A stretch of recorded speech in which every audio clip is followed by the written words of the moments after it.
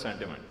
It has a lot to do with discretionary spending of consumers. So as you look at macroeconomic situation right now in India, in spite of the last 3 weeks government policy on reform, the retail industry is not where it needs to be. So what are we doing about it? In a declining industry, we are still trying to grab share of market. How do we do that?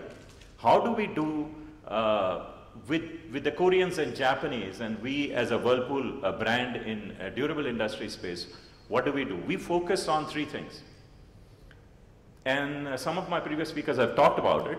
The focus is on cost, the focus is on innovation, and in our industry, which may be unique, it's point of sale experience. And let me take a minute to talk about HR, how it impacts the business strategy from this outside-in perspective, because that is the redesign. That is how we will gain competitive advantage, because that's how our ability to wear the sneakers and outrun the Koreans and the Japanese, right? How do we do that? If you take cost, we are we are the most profitable company, not in terms of revenue line, but in terms of profit. Why is that? If you take my profit over my revenue line, which makes me the healthiest in the durable industry, it is because of laser focus on cost. We work on cost as if we are in survival mode.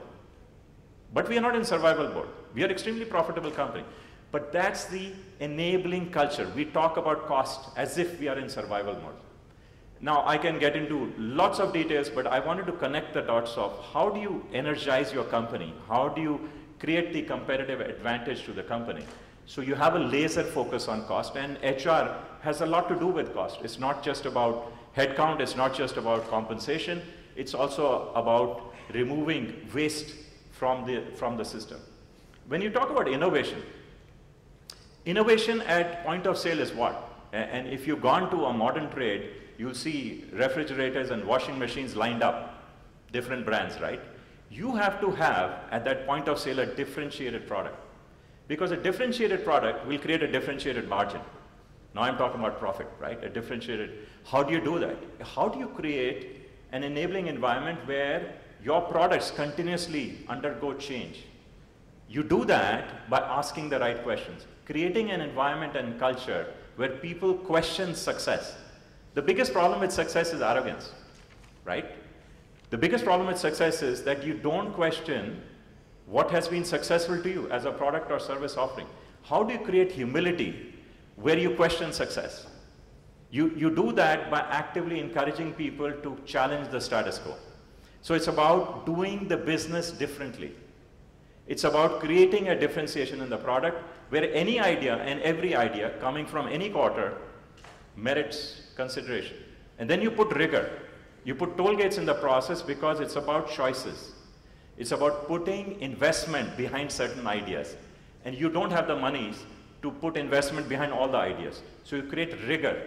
And that rigor is done through a process which we created, iMentors, innovation mentors. So you put discipline under innovation, under creativity to create that culture or that environment of innovation. Third thing I talked about is point of sale experience, right? So unlike FMCG, in FMCD industry, magic happens at point of sales. As a consumer walks into a store, that decision making happens. He or she may have walked in to buy a certain brand or product, but when he or she sees a differentiated product, they change their mind. You have to be that brand. You have to be that product. So the ability to sell a product to the consumer walking in depends to a large extent on that person. The person who at a minimum wage is trying to convince you about the product attributes or the characteristics. Not only the product has to be strong, the story about the product has to be strong. It has to be differentiated where you get bigger bang for your buck. So the point of sale experience is somewhere where we as HR again control. So I wanted to give you an example of this is a continuous cycle of redesign, refocus, because you are in an industry of huge competition. I have yet to think of a monopoly that exists, right? And you are not an island. The macroeconomic situation has a distinct connection to your product, to your business, to your service offering. Your ability to strategize, have clarity on what are the 3 levers or drivers for the business, if you have that clarity on business strategy, the light bulb is very simple to get on as to what is the HR strategy that has to clearly, distinctly impact the business strategy. And if you struggle as HR to answer your CEO, what have you done to meet the business strategy, then maybe you need to revisit the drawing board. A couple of things I'll leave you with, and these are not original thoughts. We talk very actively about the 4 Bs. You may have heard it, right?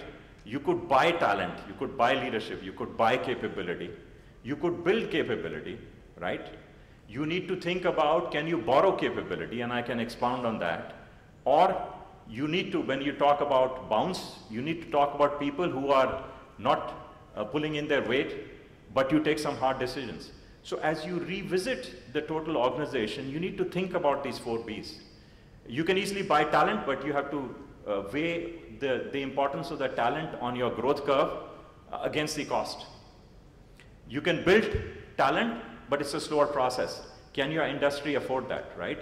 You can borrow talent that exists in an MNC, in other geographies, in other functions. You can borrow it because that's the expertise that is required in terms of your immediate business. And then you have to take some hard decisions when you talk about bouncing. So there are various techniques and tips. I thought it may be interesting from your perspectives to think about an organization from the outside in, to think of the macroeconomic, to think of where the industry is, to think of your business, your product and services, and then see what are the 3 drivers to your business to reach their business strategy, and then simply state it, what is the HR strategy that drives the business there? Hopefully that will provide some value to you. Thank you. Thank you, Mr. Garg. It was very refreshing set of thoughts. May I now invite Mr. Visuru Goswami, who is Chief of HR for MRMJ, for sharing his views. Thank you.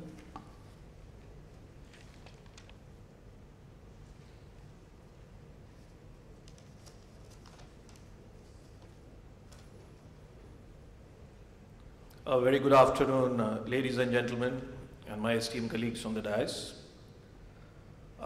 In fact, when I was looking at the dais composition, it was a very interesting design, and maybe purposely the organizer did it. And on the other side, there is a competition, and this side there is a partner, and I'm sandwiched in between.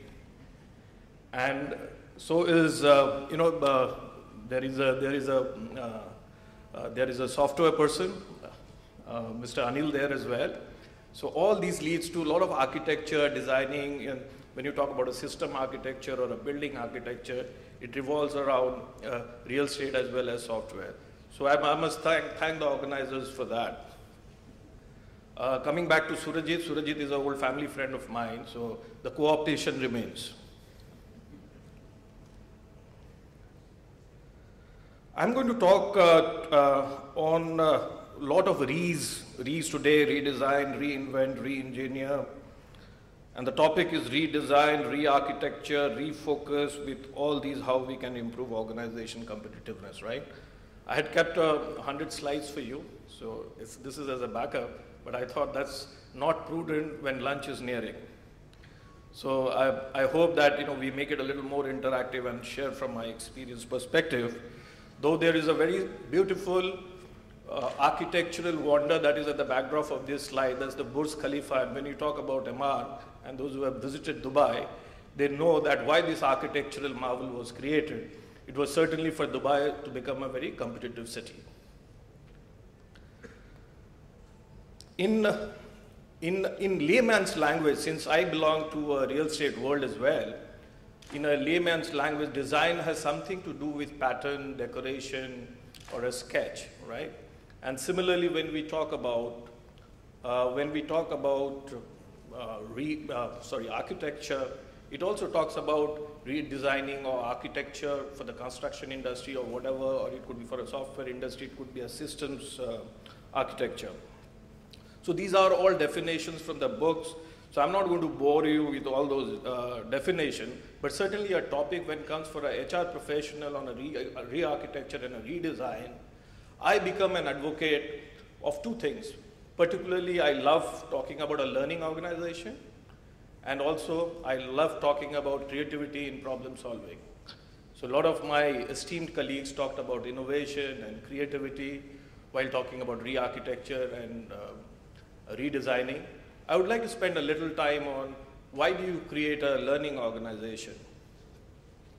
Friends, when we talk about a learning organization, it is nothing but an organization which adapts to the external environment, which can adapt quickly, which can become agile, and you learn from your success, you learn from your mistakes, and how do you leverage this learning for better performance of the organization?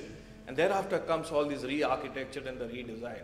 So from the learning, you know that you need to survive. Anil, my friend from Whirlpool, he was talking about survival of the fittest and running faster than the fastest guy so that the person can survive. So in a learning organization, it also happens like that. So you learn from your success, you learn from a mistake, and you leverage that learning, how you can perform tomorrow at a better speed.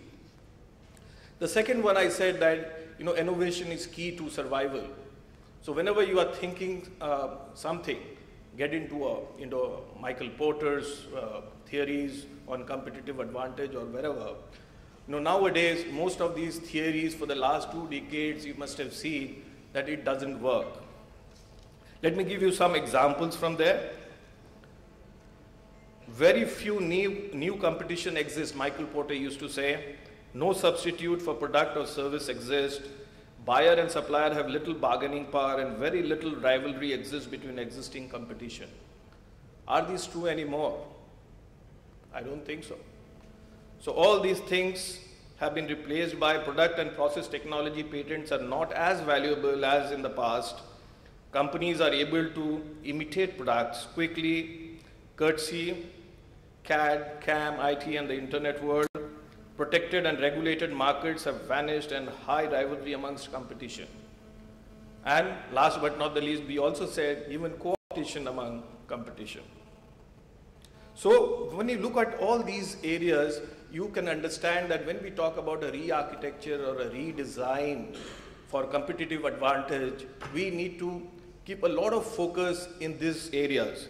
In the morning, I just gave a call to my design and development head, and I said, what are the key attributes that make a very good design and a good architecture? Can you tell me? And he pointed out a couple of things. For good architecture, form and function of a building should go together. Form and function of a building should go together. You cannot have one preceding the other. So when you are making a building or creating a building, you need to know what the function of that building is well.